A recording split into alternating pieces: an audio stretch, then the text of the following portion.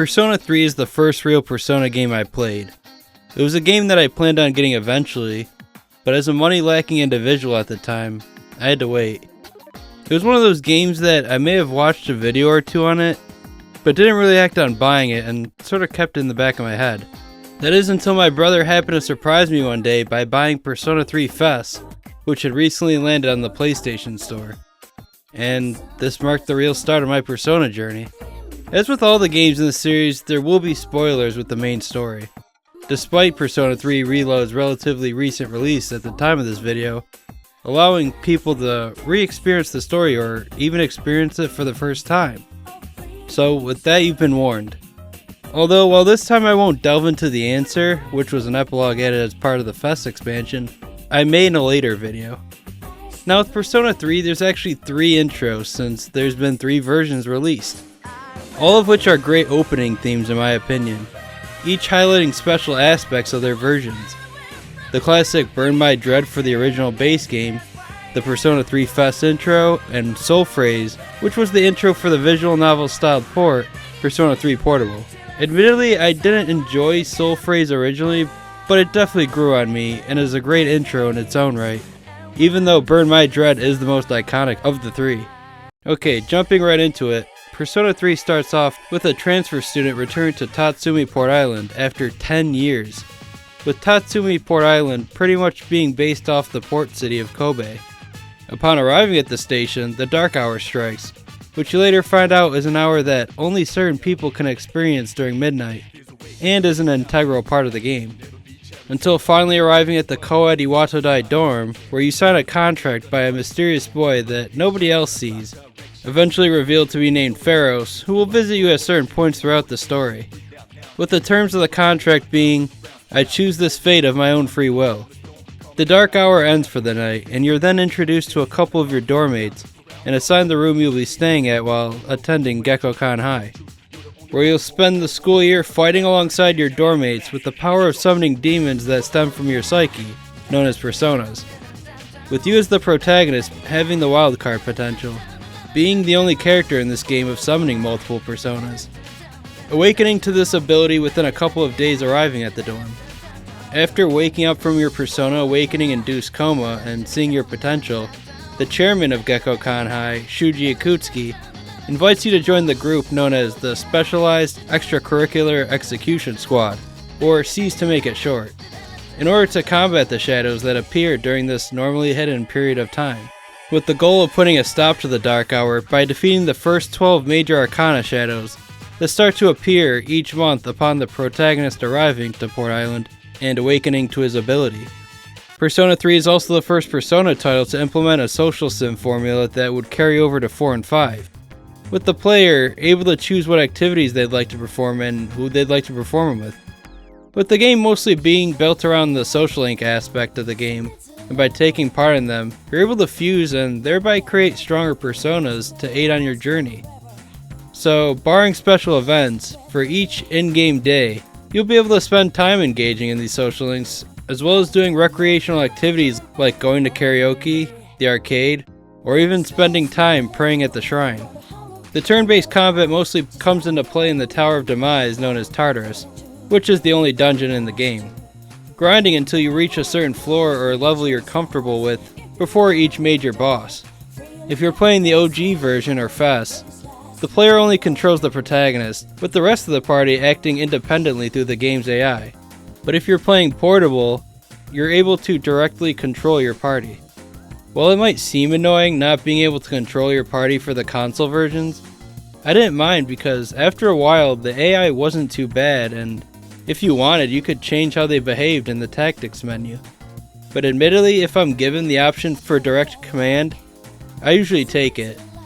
So to me, it's sort of a, if it's there, great. If not, that's alright too.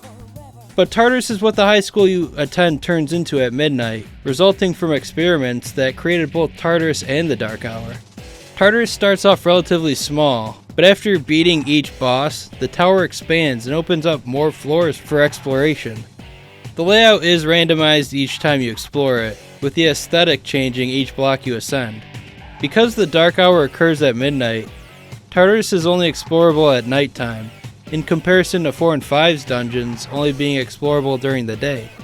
leaving most of the social sims elements to take place during the day with dungeon crawling at night, with plenty of story progressing and character developing moments sprinkled in between each Arcana boss that appears each full moon operation. After having defeated the 12 major Arcana bosses by November 3rd, the party expects the Dark Hour to be over and their mission to finally be over. But as it turns out, the seemingly silly chairman, Ikutsuki, assembled Seas with the goal of misleading them to defeat the shadows, and rather than end the Dark Hour, this causes them to unite to bring about the fall, which is the end of humanity through Nyx. In this event, people will forfeit their will to live prior to their demise, which Ikutsuki and the reoccurring rival persona group known as Strega are fighting for, as they don't fear death and believe that their supposed salvation through Nyx is for the greater good.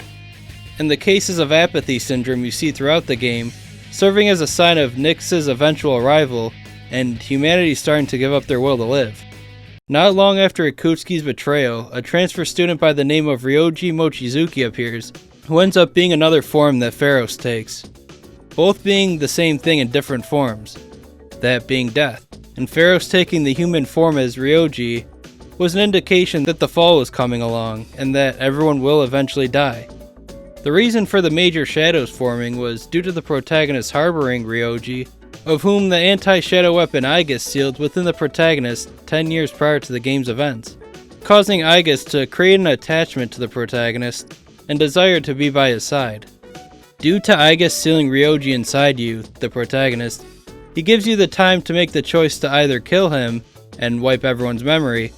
or spare him and confront Nyx when she arrives on January 31st, with the option really forcing all the members of Seas to really contemplate their own mortality, especially when the choice is given to them.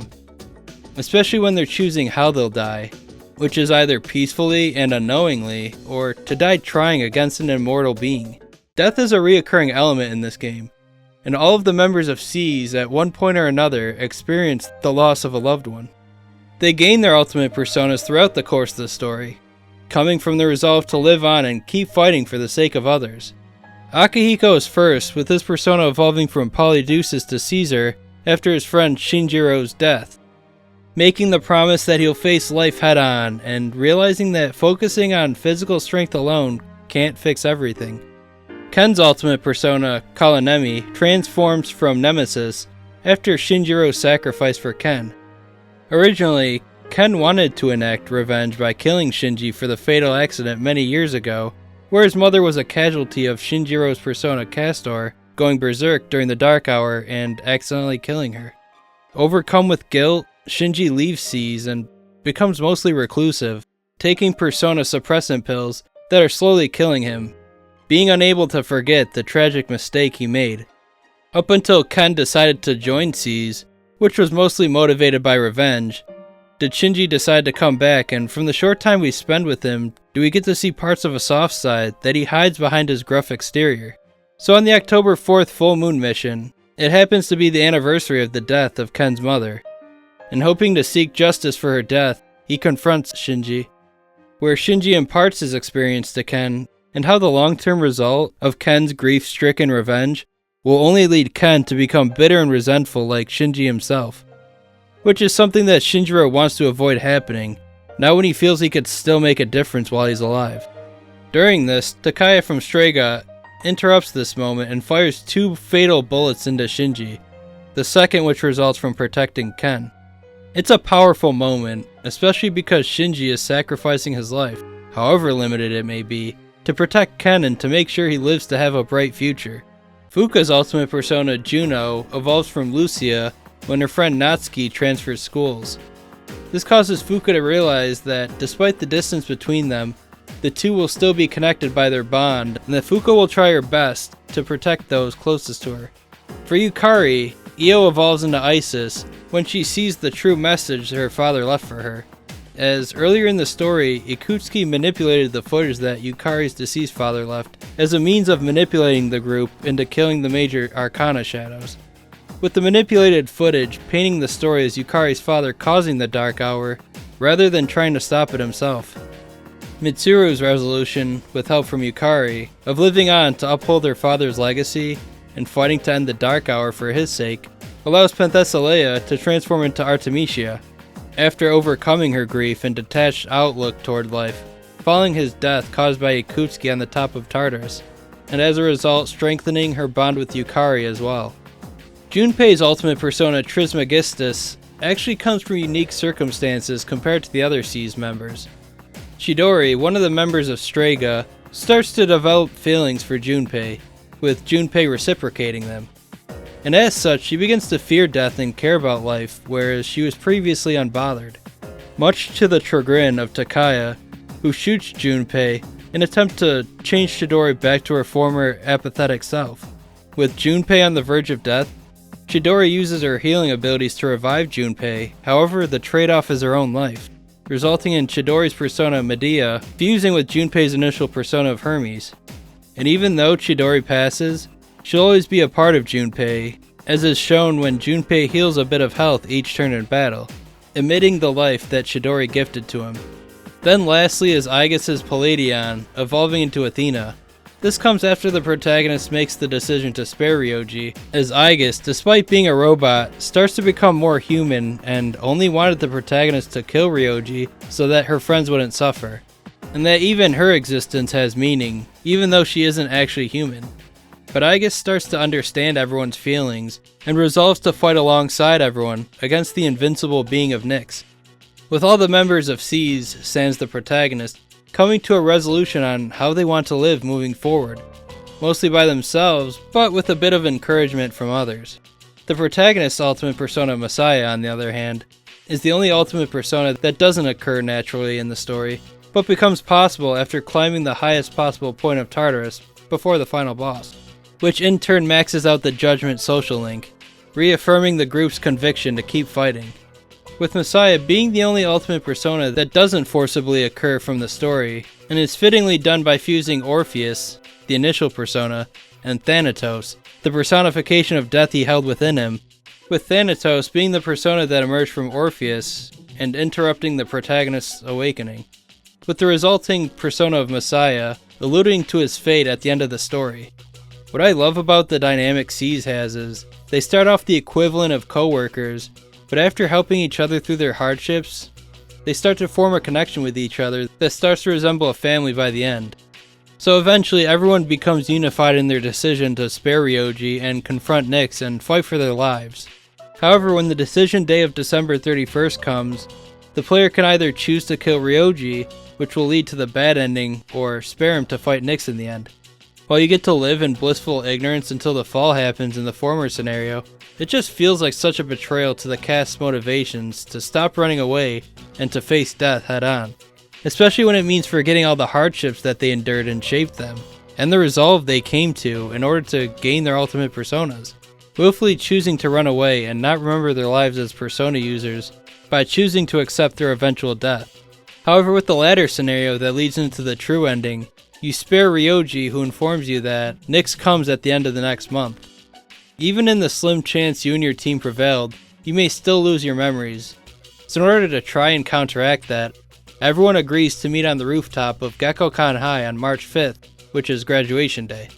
Almost instantly after making that decision and celebrating the new year,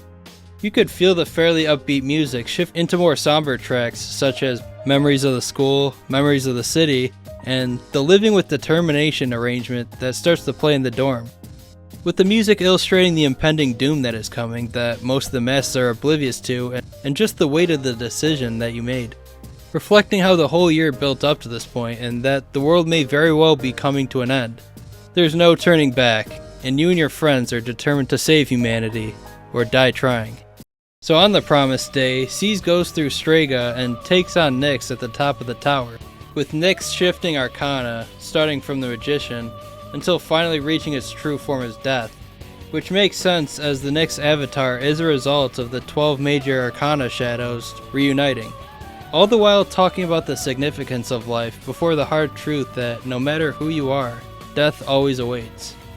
You could feel the weight of this battle too, as the epic boss track Battle for Everyone's Soul starts playing, and you can certainly feel that from the battle, with the fate of the world being in your hands. Despite defeating the Nyx avatar, Nyx cannot truly be destroyed and attempts to bring about the fall anyway. But the protagonist gains the understanding of his purpose, as well as the power to prevent the fall, by achieving the powers of the Universe Arcana, which in this case is formed from the bonds that you as the protagonist made with others, including your fellow SEAS members, and that the needs of the few can make a change as long as they hold firm in their convictions, and is essentially the whole power of friendship trope, with the protagonist ascending to confront Nyx's true form, while the version of Burn My Dread that was playing at the start of the story fittingly plays at the end of this journey. And when the encouraging voices of SEAS reach you, through the recently attained abilities of the universe, you're able to use the Great Seal as a way of preventing Nyx from bringing about the fall. After the battle, the time skips to March 3rd, and if this were the bad ending, after this day's events played out, would go right into March 5th when the fall would occur, where the trio of the protagonists, Yukari and Junpei, do karaoke, oblivious to their inevitable doom. It's really heavy stuff to think about, just living your life and then suddenly the end of humanity just happens. However, in the true ending on March 3rd and 4th, you're able to interact with your social links and further see the change you had on these fictional characters' lives, where you're able to see the impact of the social links whose lives that you, as the protagonist, were able to have, with the results being overwhelmingly positive. Then finally on March 5th, where instead of attending the ceremony, you patient await with Aigis for your friends to arrive, finally losing consciousness upon their arrival. Then cue Aigis singing Memories of You as the credits start to roll. Memories of You is probably my favorite ending theme of the Persona games, and got me a bit emotional the first time I heard it. It's just a satisfying ending to an overall really solid game, and that's Persona 3. I'll never forget how much of an emotional impact this game had on me when I first played it. This cast of characters mostly starts off understandably feeling fairly distant with each other due to being brought together almost forcibly under the circumstances, with the obvious exceptions, but by the end of the game are willing to die for each other and resolve to face the embodiment of death head on to secure a better future. And due to the sacrifice you make at the end, you're able to accomplish that. And despite being a game surrounding death, it never fails to address the importance of life and to cherish it. Despite seeing Memento Mori and Remember Your Death flashing in the Burn My Dread intro, and the constant theme of death that surrounds the cast on their journey throughout the game, I still experienced some sort of denial at first, that this character I spent all this time as had the ending that he did. Going from denial to acceptance, understanding that that was his answer to life, that he chose to accept when he signed that contract at the beginning of the game. Persona 3 was a turning point in the series by introducing the social link mechanic that 4, 5, and presumably 6 will continue to use. But even though the social links mostly serve as a gameplay mechanic, they also help expand upon the world of Persona 3, all of which deal with death in some form or another, including figuratively, ending with the protagonist having a very big impact on the other person's life by the end of their social link. What I think is really powerful about this aspect is, despite them being fictional characters, there's a feeling of accomplishment, especially when you max them out. Upon maxing out a social link, you get a message conveying that you formed a strong bond, and it often ends up with each person having a resolution and coming to terms with how they want to live life, which I think really drives home the point of how even one person can make a huge difference in other people's lives, and that your life has meaning whether you're aware of it or not. Everyone has their own answer to the meaning of life, and that's okay because there really is no one right way.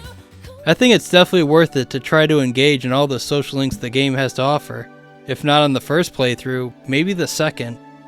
In the FES and portable versions of Persona 3, upon maxing all the social links in the game prior to the battle on January 31st, you're rewarded by being able to summon Orpheus Telos.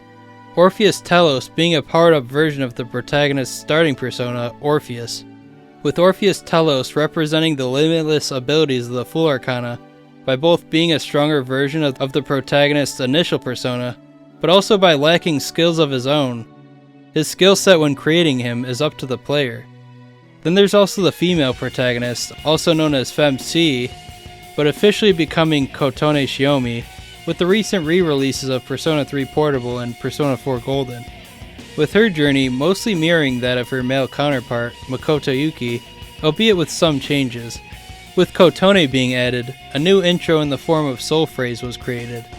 Much like how Burn My Dread flashed certain themes such as Cogito Ergo Sum and Memento Mori,